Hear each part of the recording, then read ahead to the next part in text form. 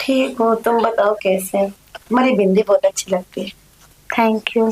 कौन लगाया? आपके गाने? नहीं, जेठानी। अच्छा। और कुछ नहीं, आई थी पहले अपने चिपकाई, फिर सोची मेरे ऊपर शोभा नहीं दे रहा, फिर मेरे चिपका के चली गई।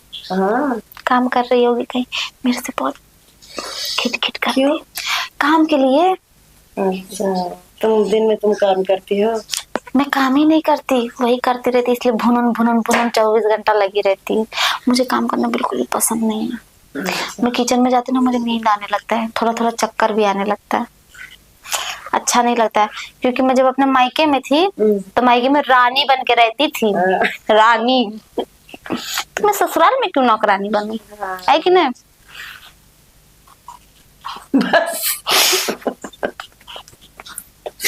सच में मुझे मेरे माँ बाप ने कभी पानी तक नहीं पीने दिया कि मैं पानी पी लूं उठ के। इतना सुख। क्योंकि तुम्हारी मम्मी बहुत काम करती है। बहुत काम करती है। अरे मेरे पापा खुद मेरे आगे पीछे लगे रहते थे सेवा पानी में, कि मेरी लड़की को तकलीफ नहीं होना चाहिए, ससुराल में तो करना ही है। लेकिन वो ये नहीं समझे कि जो मायके में सीखेगी वो ससुराल में भी करेगी। तब ससुराल में मैं रानियों के जैसे रहती हूँ, मायके में भी मैं रानी बन के रहती थी। मेरी जेठानी सब काम करती है, चिल्लाती रहती है, मुझे कोई फर्क ही नहीं पड़ता है। चिल्लाओ, कितना चिल्लाओगी तुम भाई? काम करके तो मैं खाना खाती रहती हूँ, वो चिल्लाती रहती है। मैं मन में सोचती हूँ चल इसकी गालियों से पेट भरने से अच्छा इसके खाने से पेट भरो। वो भौंकती रहती है। जेठ आते हैं, उससे तुरंत चुगली करना चालू, देवरानी कुछ काम नहीं करती है, ये वो। मेरा पति आता है ना, तो मैं उसको डायरेक्ट बेडरूम में लेके चली जाती हूँ। पति को प्यार करते रहो ना बरोबर। पति कभी नहीं बोलेगा मेरी बीबी गलत है, वो बोलेगा हमेशा मेरी बीबी सही है। प्यार। अच्छा। और पति के सिर्फ जरूरी काम करो, आगे पीछे पति के लगे रहो। मैं तो ऐसे ही करती हूँ, उसी के आगे पीछे नागिन बन के घूमती रहती हूँ। पति बोलेगा डार्लिंग मेरे हाथ दुख रहे, पैर दुख रहे, थोड़ा थोड़ा छुआ देने का, पति खुश हो जाता है। सोचता है मैं ये अपने पति को ये बात समझाई हूँ, तुम मुझे शादी अपने लिए करके लेकर आए कि पूरे परिवार के लिए? मैं क्यों पूरे परिवार के लिए खाना बनाऊं? मैं नहीं बनाऊंगी, मेरे काम वाली बाई लगवा दो, लेकिन मैं काम नहीं करूंगी। मेरे पति जेठानी बोलती है ना कभी कभी मेरे पति से कि तुम कैसी बीवी लेकर आए, कोई काम नहीं करती, ये नहीं करती, वो नहीं करती। मैं बोली अच्छा, मैं भी चलो ठीक है। अच्छी बात, ये सुख है। हम्म।